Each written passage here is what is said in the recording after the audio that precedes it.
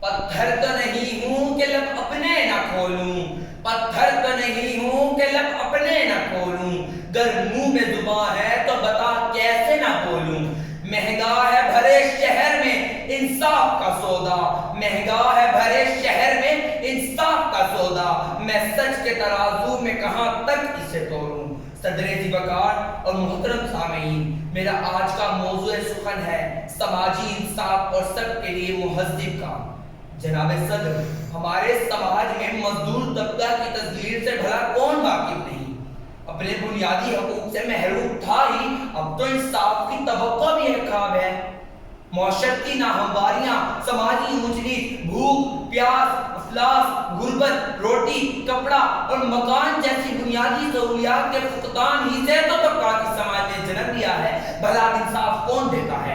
محترم جناب، مزدور آخر کسی بھی ملک، معاشرے یا ریاست کا باشعور و متحرک ترین عنصر ہوتے ہوئے آج بھی سرمایہ دارانہ نظام کو شکست کیوں نہیں دے سکا؟ آخر کیوں اب بھی بولنے پہ پابندی، سوچنے پر تعزیریں، بولنے پہ پابندی، سوچنے پر تعزیریں، پاؤں میں غلامی کی آج بھی ہیں زنجیریں۔ عالی وقار، سماجی انصاف اور سب کے لیے مہذب کام ہونا تو چاہیے، مگر کب؟ آج بھی ایک مزدور کا بیٹا مزدور ہے، ایک کسان کا بیٹا کسان بھی بنتا ہے، اور ایک ٹھیلا لگانے والے کا بیٹا مجبوراً سڑکوں پر ہی کھڑا ہوتا دکھائی دے گا، کیونکہ پاکستان میں تو اب بھی 40% بچے تعلیم سے محروم ہیں۔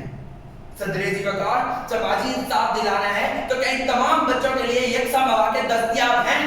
کیا ایک سینیٹر کو دی جانے والی تنخواہ کسی مزدور کا حق بن سکتی ہے؟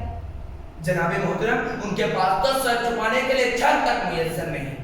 ایک تجزیہ کے مطابق پاکستان میں 100 میں سے 80% کے پاس 80 گز کا پلاٹ نہیں، پھر آج کے اس بڑھتے مہنگائی کے طوفان میں بلا 10-20 ہزار کی اوقات ہی کیا ہے؟ دن بھر کڑکتی دھوپ میں کرتا رہا جو کام، دن بھر کڑکتی دھوپ میں کرتا رہا جو کام، اجرت ملی تو ہاتھ کے چھالوں پہ رو پڑا۔